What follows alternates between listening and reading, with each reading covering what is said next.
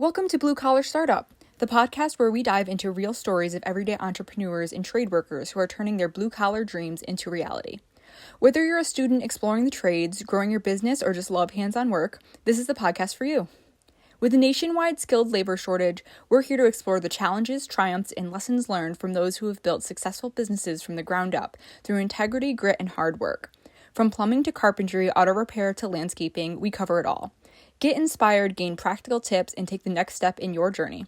So grab your tools, roll up your sleeves, and let's get to work. Matt, if you want, why don't you just start by telling our listeners who you are, maybe a little bit about Whitbeck Construction.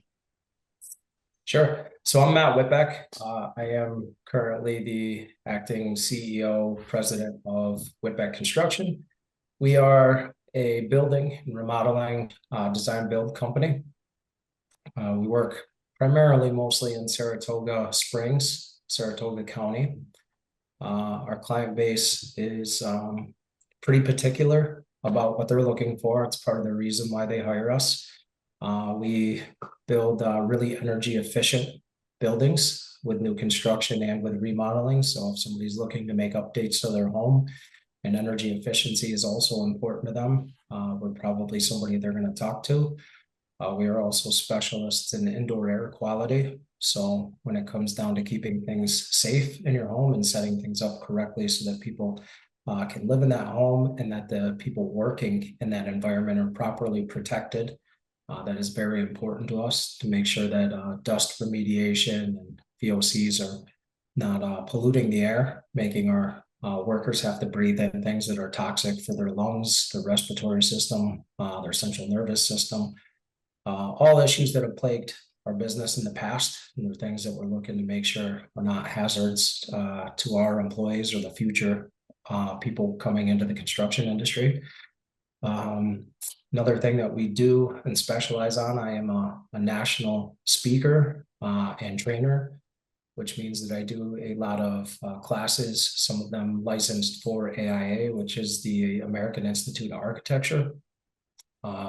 Just got back from Las Vegas for the International Builders Show, which is a show that is in a 4,800,000 square foot building. Wow. That is all specific to the building industry, and for local people in consideration, that size is about 3 Cross Gates malls worth of just building products. And it's pretty interesting to see the diversity of what's out there. I spoke there for Dow DuPont, who's the largest chemical manufacturer in the US right now, and the one kind of responsible for what we see now for WRBs, which is weather resistant barriers, kind of taking off in the industry with their innovation of Tyvek and a lot of the tapes that they have in their family for weatherizing the outside of houses when it comes to water and air sealing a house properly, which helps with a lot of energy efficiency.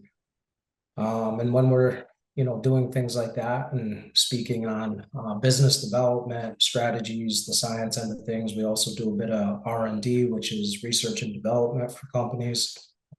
One of the things, as my brother and I, who are business partners, Jason, my brother, is the acting COO, so he's in charge of most of the operations. I'm sitting here in the office. This is kind of a lot of my work is acting more in the executive roles and making sure things are kind of ticking in the front of the business, meeting with clients, making acquisitions, and really just trying to kind of connect the dots. It's also allows me to do some of these other things, which is philanthropies that we're allowed to participate in, charities and some of the other give back. So right now I'm acting president of the Charitable Builders Association and vice president of the Northeast Construction Trades Workforce Coalition, which is a not-for-profit that brings trade partners, builders into schools so that we can do projects. We've developed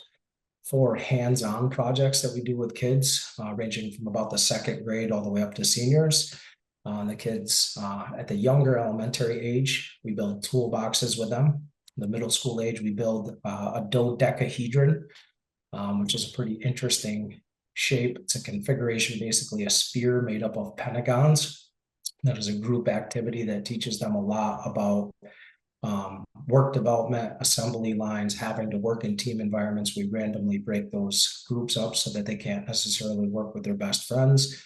And it kind of introduces them a bit more to like real life situations, right? We don't always work with our best friend, but it's a timed event that we do with them. It's very interesting. We also do garden builds, vertical gardens. And those get donated to a lot of the local retirement communities and senior living care. It's a lot more helpful for some of these aging people that like the garden to not have to be down on their knees, even if it's a raised box. So we built these vertical gardens. Most of them are done on French cleat systems so that they can roll up in a wheelchair or be standing upright with a cane or whatever it might be to be able to continue gardening and grow some simple things, donate them. And then we do a few other builds. We've done, shed builds with the kids and donate them and raffle them off. And, the bulk of it, we also go in and do PowerPoints with the older kids.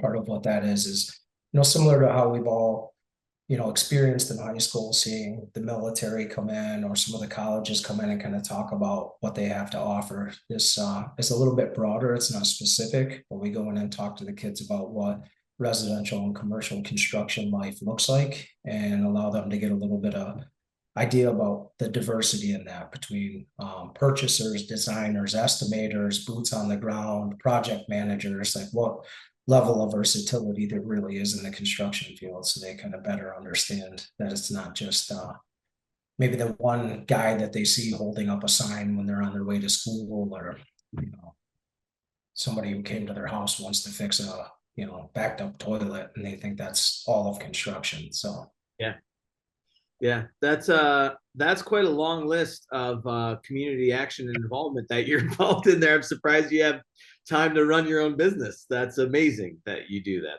you spend that amount of time giving back to the community. That's testament to my team. Yeah. Like my business partner and my team makes that possible. So I can't do all these charitable things if it wasn't for them. And it really takes a group to make that happen. They participate in a lot of those events, but the biggest thing that they do is just their self-sufficient, selfless attitudes about how they partake in their day-to-day operations, to not have to pull me into every small decision and allow me the freedom to do those things. Yeah, that's really that's a testament to a solid business of being able to give you the space to be able to do that kind of stuff. So and still run a successful business. So a lot of kudos on that, man. Yeah, absolutely. That's a hard thing to build. And you said the Northeast Coalition, that's with Pam and Doug and those guys, Barry Potiker.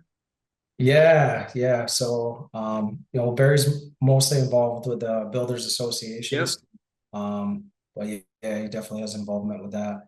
Doug and Pam are really our cornerstones, the pillars of the construction task force. So they're the ones that are connecting a lot of dots. I work more quietly behind the scenes in the education side of things. So I take care of making sure that guys are trained when they want to come on and maybe learn how to do something like the toolbox builds, and they enjoy that give back just like I do. So for me, arriving at some business success didn't mean more trips to the golf course or hanging out on a boat. I don't do either of those things, but it's part of the community give back, and it's really about us being connected that way. And I have a passion, as well as a lot of the guys in our company, for being able to work with younger people. We are an education-based company, so it was hard for me when I got into the business, because I felt like a lot of the older guys were not really great about sharing their wisdoms. And it was a culture that we didn't want to develop around when we started our own business. Was really just about making sure that everybody had a ladder to climb and everybody up in front of them had the same attitude, which is, I got trained by somebody and I'm going to train the people under me. So yeah, it's interesting they say that about some of the older generations not wanting to do a knowledge transfer. That we've heard that before. Actually, on this show, we've heard that before. which is it's an interesting idea. I guess that's one way to limit competition and some factors. But here we are, 10 years away from 60% of that population being completely out of the workforce and needing to really increase the amount of people that are in the trades. So, yeah, it's unfortunate. I mean, it's a story as old as time, right? We can think all the way back to the story of Cain and Abel, and I don't want to outwork you for the praise, so I'll just get rid of you. yeah, yeah, I yeah, mean, it's crazy what's really lurking inside some people's minds when they don't consider how destructive it is for the greater good of everybody. yes, sir, yes, sir. You I now are you guys first generation, second generation? First generation, yeah, very proud of that too. I can't tell you, like, when I was in my early 20s and we started this business, how many guys would come on the site and see how young I was and say, is your dad here? Is the boss here? you know, and it took a lot of grays in my beard until guys stopped asking that. But Yeah, also a funny thing because I wouldn't tell people who I was often.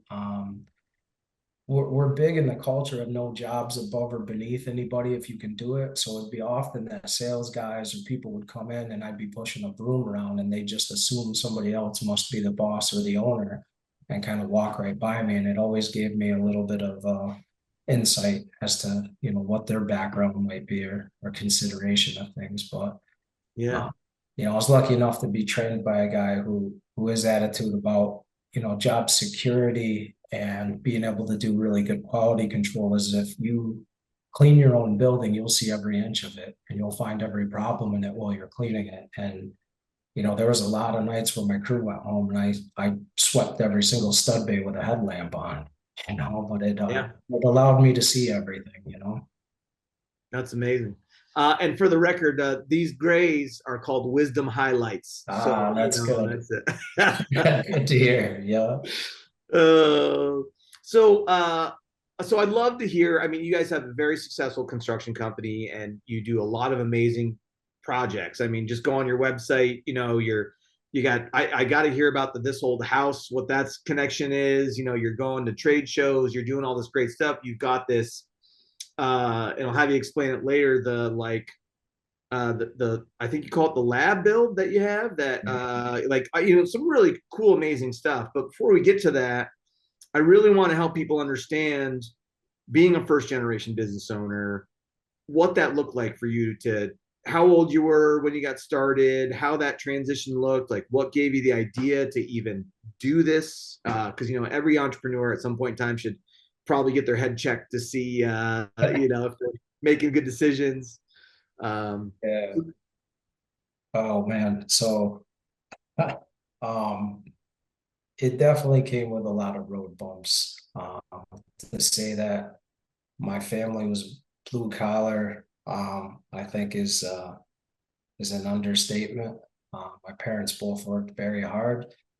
They were out of the home most of the time. Like we really didn't see them because they both had to commute quite a distance.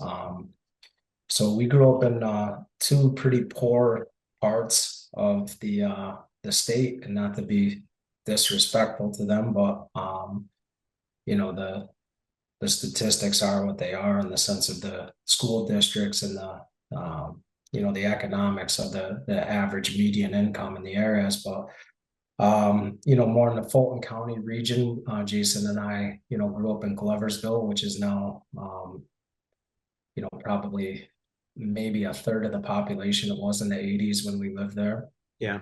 A lot of the schools have started to kind of shut down the elementary schools. They've started condensing things. There's very little job opportunity there. And then my parents moved in the very early 90s into northern Washington County into a town, Granville. They actually were on the outside of that where it's the largest town in that area. So it's, kind of a hub for a lot of really small hamlets that have, 10, 12 kids in a grade in an elementary school to pull their kids together. So we had a mix of New York and Vermont kids there, which is, kind of interesting. But Not a lot of money, left alone a lot. We lived on the end of a dead end road, and my dad kind of homesteaded a bit. So we spent a lot of time taking care of the property, the land while they were gone, learning how to do things ourselves. Like if we wanted something, we really worked for it, you know, and that meant most of the things that we had for recreational stuff were very used, and we had to learn how to turn wrenches to make anything work. If you wanted a four-wheeler, a dirt bike, a snowmobile, like great, it was probably going to be 35 years old, and you were going to spend 90% of the time working on it because that's what you could get for a few $100, you know.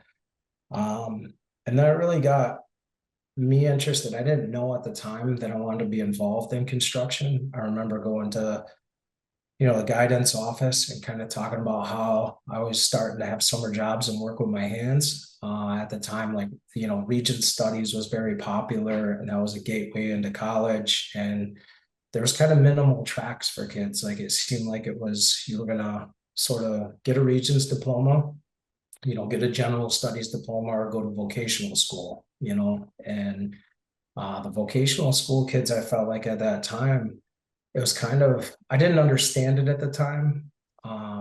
When I was told no by my guidance counselor that that wasn't a thing they really wanted to sign me up for. They only have so many positions that they can put in there, you know. I didn't know that at the time. I just thought like, well, why this person and not me? You know, what the heck did I do wrong? And some of those kids are really facing like the other side of it is potentially dropping out if they don't give them something to do through the day with their hands that's productive, right? Yep. So for me, that was the first kind of gut check I had, that maybe that's not what's supposed to be for me if people were trying to steer me away from it, you know, but I enjoyed doing it. So you know, fast forward a little bit, you know, I'm in and out of college. I don't know what I want to do. You know, I go for a semester, I stop. You know, I'm not sure what I want to work in. I get a job with Canadian Pacific, which is you know, larger railroad company. You know, they own Delaware and Hudson and Soo Line, and I start operating trains for them. And it's a good job. It's a great union job, like, you know, good benefits, good pay. And I think at the time, like, all right, you know, this is pretty cool. I can afford a car, and I can, you know, kind of have things that I was struggling to have, you know. And I didn't like the job at all. Like I didn't like being told no by people. Like I remember one of the times our train stopped, and I'm like, I can just move this branch out of the way. And they're like, no, that's not for you. Like you got to call a different union to come. I'm like, but it's a tree branch. Like, can we just move it and get going here? And it bothered me for that reason, you know. And anyways, my brother comes home from college. He had a similar experience while he was going to school, which, you know, was just working part-time jobs in construction to make sure he could pay for school. And you know, he has this idea that I'm really gonna like framing. You know, he's like, look at, man, I just like, you know, as an athlete, as somebody who's, you know, competitive, and you're not afraid of heights, and we grew up like climbing trees and building crazy tree forts and like building swings from back and forth to them with ropes, and just, you know, being animals out in the woods because we were unsupervised, you know. So I was like, all right, you know, I'm not sure if I want to work for the railroad. I reapply to go to Albany. I get accepted. I'm maybe going to go. And he's like, just how about you put a pause on that for a semester, try this out, you know? So I do. And I mean, I did. I fell right in love with it. Like the first time I got up in the air and I'm walking on top of a 2x4 wall, and I'm like, this is awesome. You know, and like carrying lumber around on my shoulder. I'm like, this is great. You know, like how fast can we build this next wall? Like how much of this house can we put up in a day? And it was cool. The thing I didn't like about it was, like I said, the culture of guys that I'm working around that just didn't seem to have the best attitude about the people they were working with, you know, and that discouraged me an awful lot. And I did find, after about a year and a half, a really good mentor that was a good, honest person about his craft, cared about his craft, cared about sharing it with the next generation. And it changed my perspective on things, because I really loved the work, but I didn't like a lot of the people I was working with. So I'm back into that debate where, like, I had other jobs that I didn't like the work, the people were okay to be around, but I didn't really like the work, you know. So now I'm in this catch-22. I'm like, is this just life? You know, like I don't know if there's just something you're stuck with, you know, it's heads or tails, it's still 25 cents. I don't get to pick the value of it, but um so that's really how we got into it. We just he kind of suckered me into starting. I fell in love with it a few years into us, you know, running some crews as managers for a few other local companies. We decided to start our own business. We framed for about a year, and then I got the idea more in an entrepreneurial sense that I saw a lot of deadheading time and time spent where we're bouncing guys around and set up and tear down times, other trades that are working around us that I felt like, well, we can do that too. And we know how to do that. So we started offering more on the exteriors of houses. So now we're doing framing, roofing, siding, decks, doors, windows.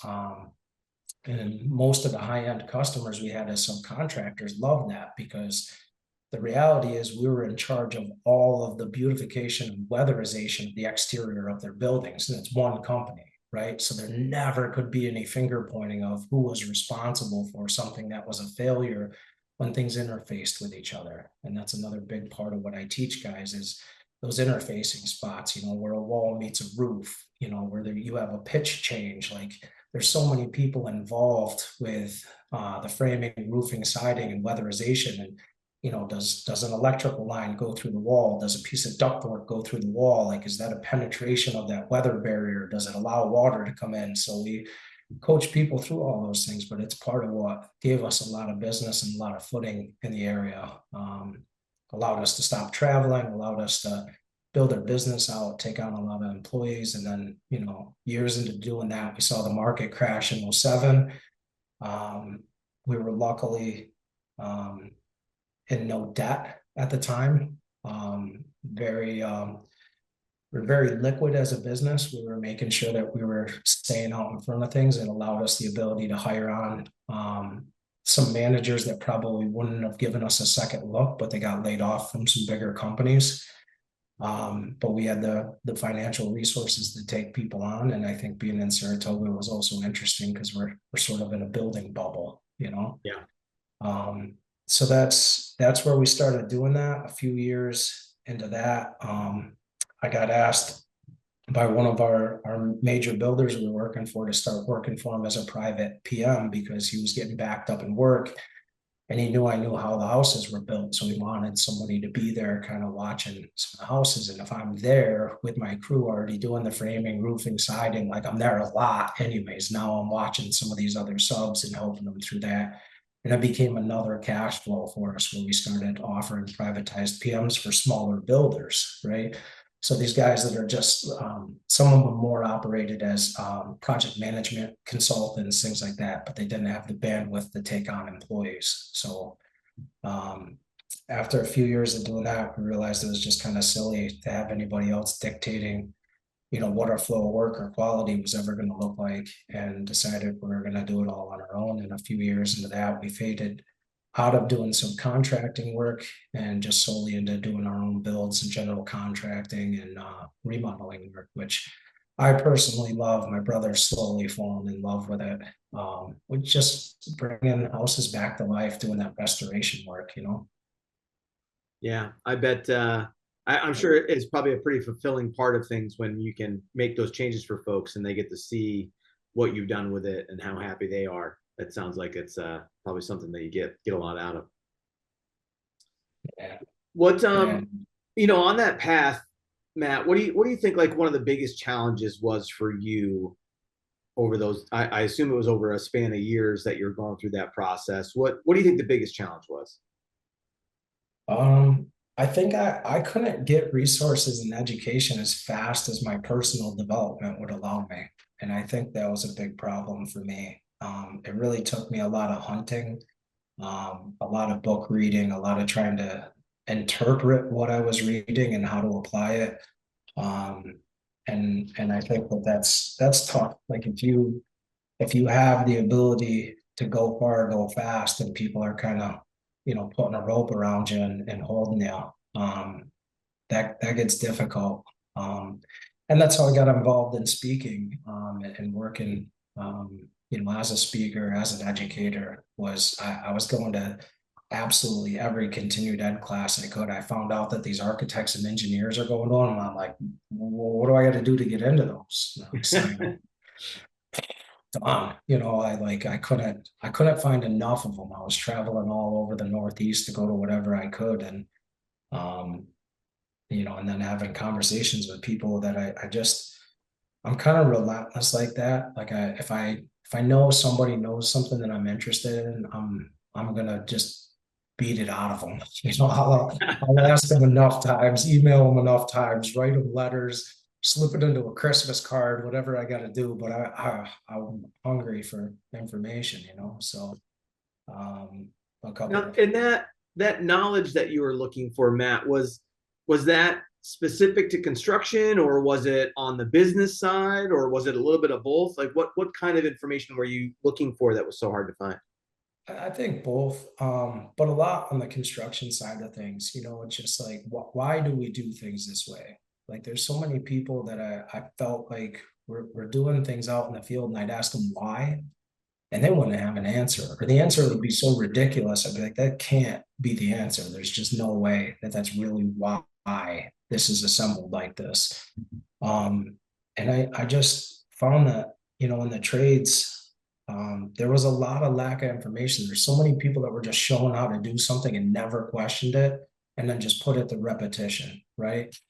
Um, and I just kind of started thinking about some of the people that became trendsetters in businesses, right? And you look at innovation, how it changes. Like Henry Ford decided to come up with the assembly line. He didn't invent the assembly line. He stole the idea from meat packers. Like, that's what they were doing, because they were polluting so much of the water in Chicago, where they were pulling cattle out of the Midwest and butchering it. And he watched these guys butchering beef like down this assembly line and was like, why not cars? Like, Yeah.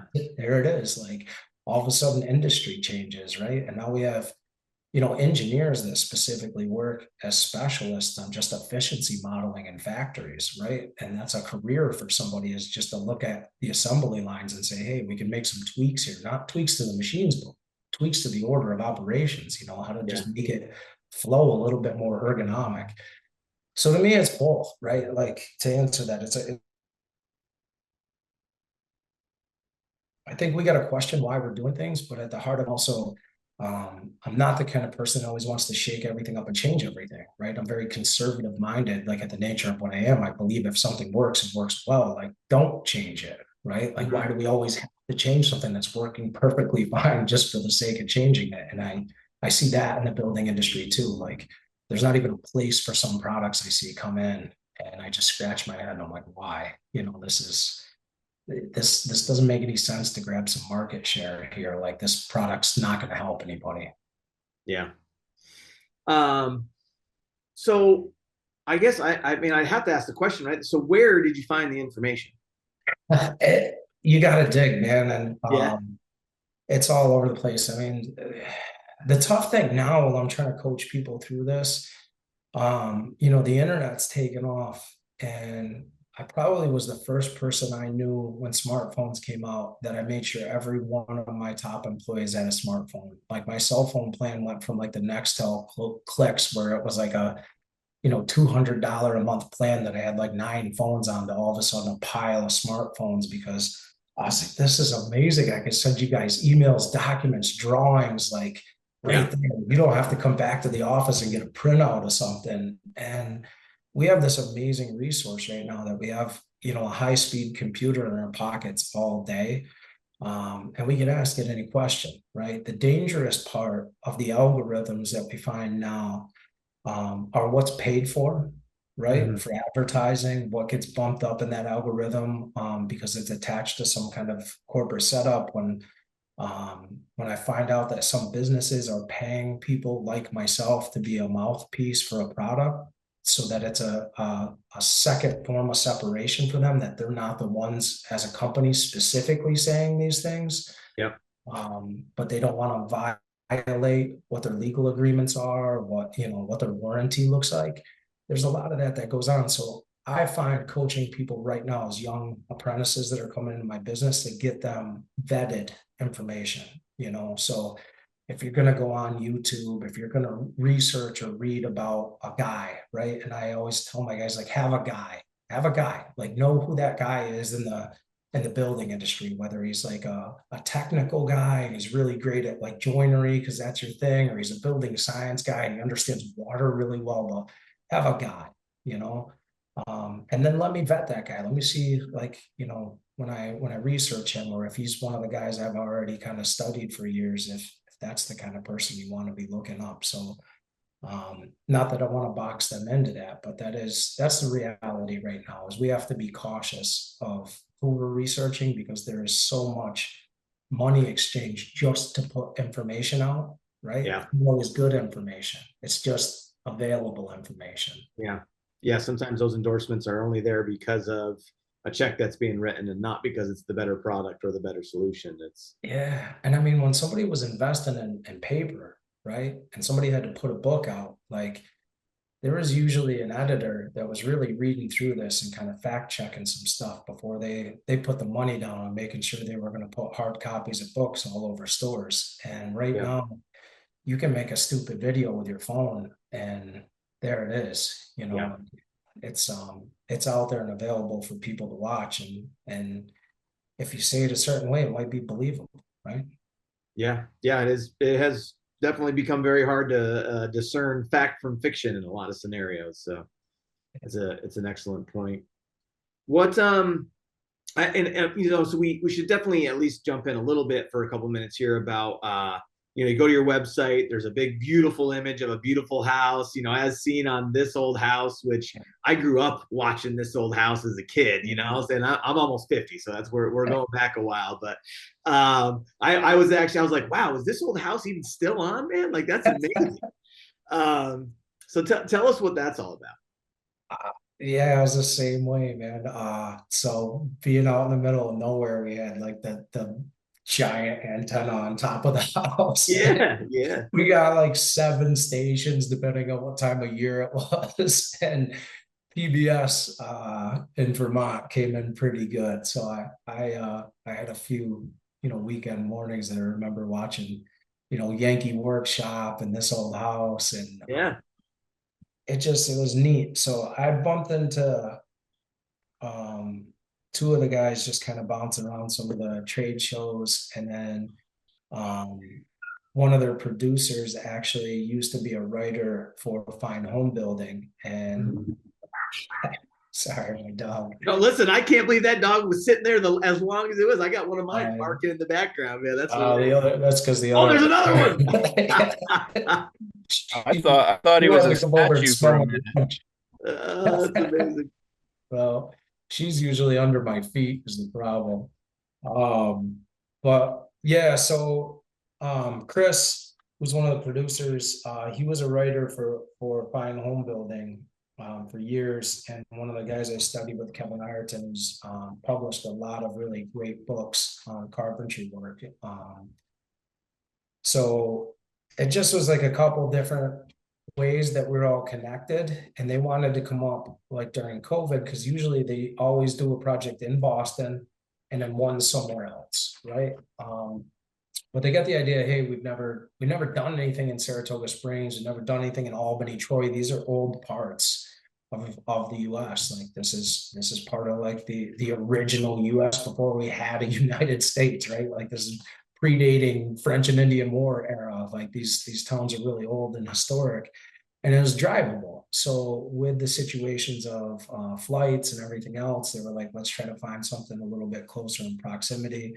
I think we might have been a little bit further out than some of the other places they were looking at. But we talked to them a couple times, told them, about what we did. They checked a lot of resources to kind of fact check our business and vet us and see that we were as legit as we looked. And we came highly recommended by everybody they talked to. Not that I picked the people they talked to, so they did due diligence, really, digging in. But it was kind of surreal because I grew up watching it. you know, and you wonder, because I've been in this business and I've done some film. I shot like a pilot series right before COVID that didn't take off, but it was really cool to just do that.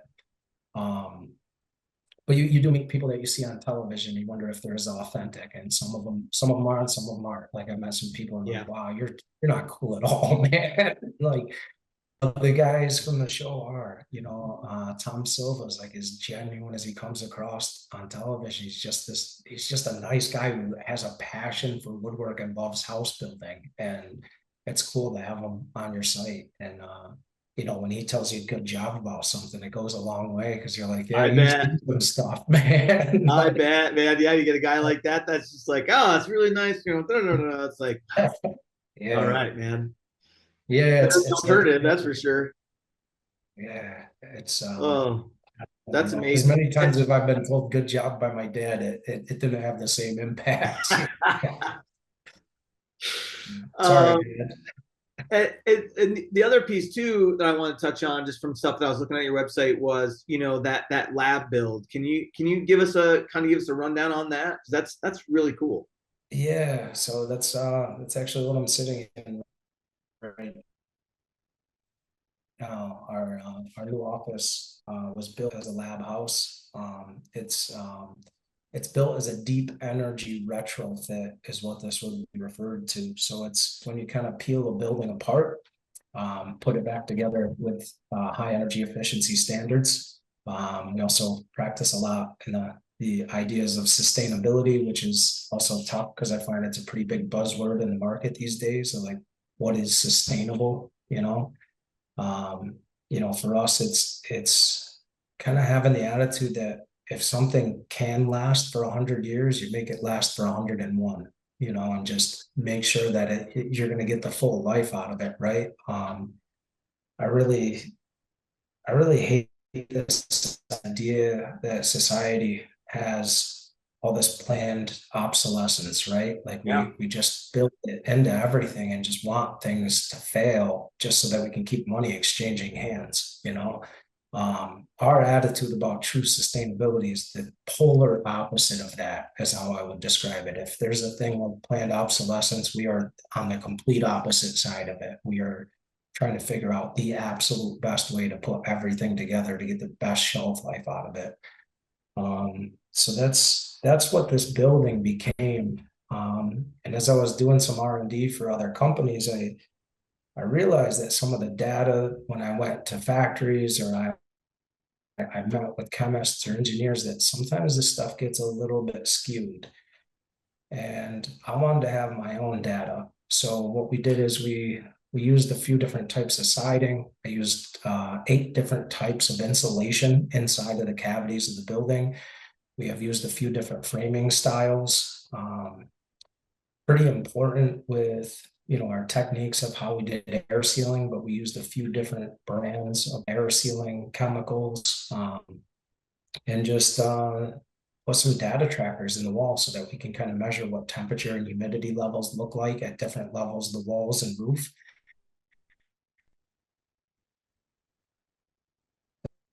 And this gives us some real-time feedback every day. So it's not like when you know see something in a lab and they're like, yeah, well, you know, we sprayed rain on it for 28 straight days, and that kind of seems like 10 years worth of rain.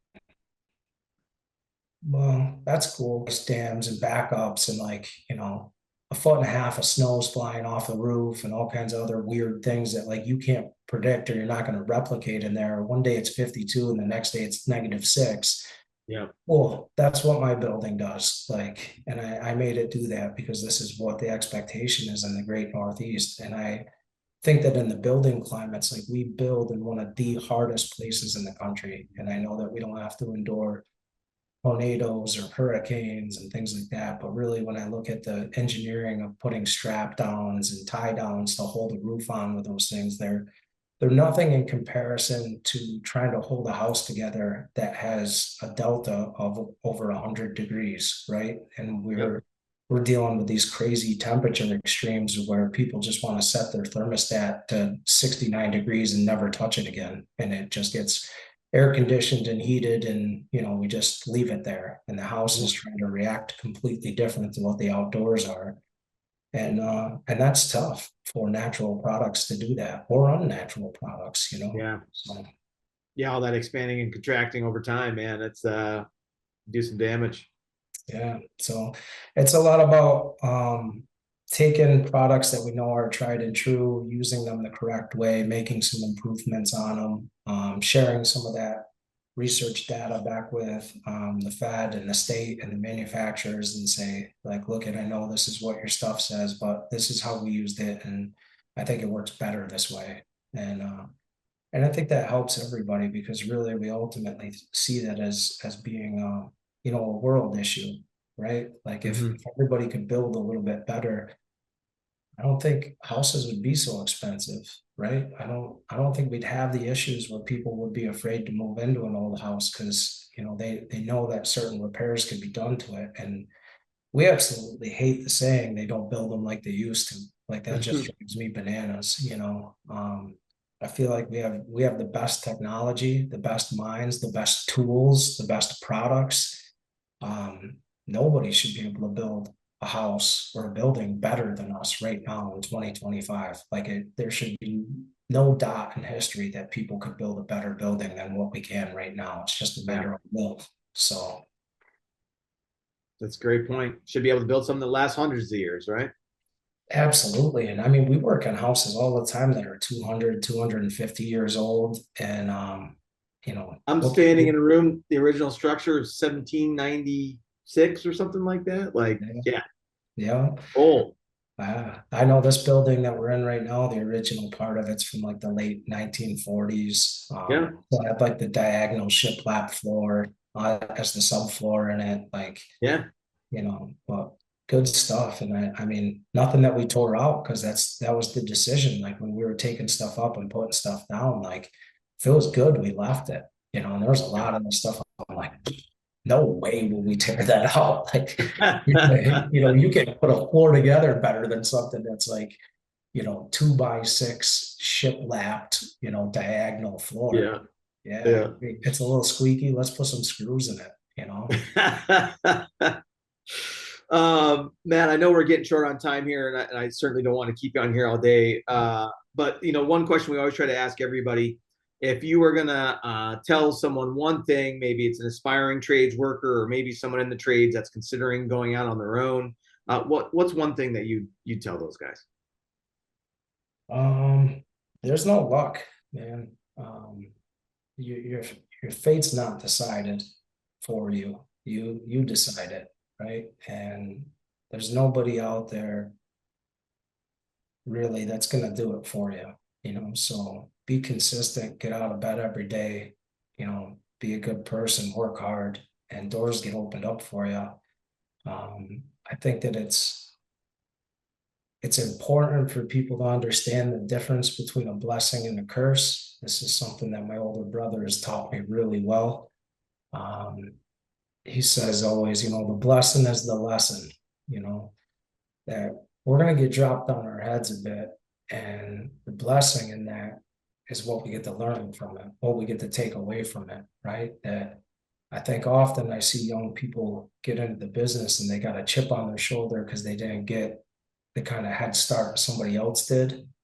They look at maybe, a second or third generation business owner, and geez, I've had to work for all this. But man, you know what? They didn't get the lesson. They didn't get the lesson maybe their grandfather did when he was starting that from scratch. So thank your lucky stars that you're the person that's starting and scrapping through it, because you get all the lessons in it. You get it where it really, the rubber meets the road. And I've also found, guys will open doors up for you. I mean, it's amazing to me when you're consistent and do the right thing, how many doors get opened up for you. I'm a nobody with no family name, no pedigree, nothing. There's nothing that should have been a fair chance for me to be able to make it, other than the consistency and the work ethic and the behavior of, if I said I was going to do something, I did it. So don't overpromise. Don't be a salesman with your mouth. Like, I had a great man tell me once, learn to be a workhorse, not a show horse, right? You know, there's humility in that and there's pride in it. There's enough get rich quick schemes out there, and this ain't one of them. You know, if you're gonna do it right, do it with dignity and honor, and doors will open up. But understand when a door opens up and it comes with a challenge, you know, that's somebody testing you and accepting. You know, the doors don't get opened up for free, you know, and that's an important thing a lot of young people don't see is what that gift looks like when somebody opens a door, but it comes with a string attached of a challenge, you know. So just be cautious and mindful of that if somebody challenges you, it might be that door of possibility you need it open for you, you know. That's awesome. Matt, I can't say thank you enough. Probably one of our best episodes. So yeah, I love that. That was amazing. Thank you, Matt. Great stuff. Great information to be handed to these kids and people listening. If people want to learn about Whitbeck Construction, where do they find you guys? You can go on our website. It's whitbeckconstruction.com. I know we're on all the social medias. Check us out there. I don't think there's another Whitbeck Construction out there in Saratoga Springs, New York. And if you know you're in the upstate region, we're not far off of exit 16 from the interstate. You know, stop on by and knock on the door. We're pretty friendly people here. So that's awesome. Matt, thanks again. I know I really appreciate your patience trying to get it scheduled and get you on here, and appreciate everything you said today. And yeah, thanks for you, man. That's awesome stuff. Thank you so much. Thanks for having me. You got it, sir. And that wraps up another episode of Blue Collar Startup. A big thank you to our sponsors, 5 Towers Media, Daigle Cleaning Systems, Daigle Fire Solutions, the Michaels Group, MLB Construction, Bonaccio Construction, and Catamount Consulting for making this podcast possible. And thank you for tuning in. If you learned something or felt inspired, connect with us on our website at bluecollarstartup.io or email us at hardhat.bcsu@gmail.com. We'd love to hear your questions and topic ideas. Help us spread the word by sharing the show and following us on social media for updates. Until next time, keep on building, keep on dreaming, and keep hustling like your future depends on it.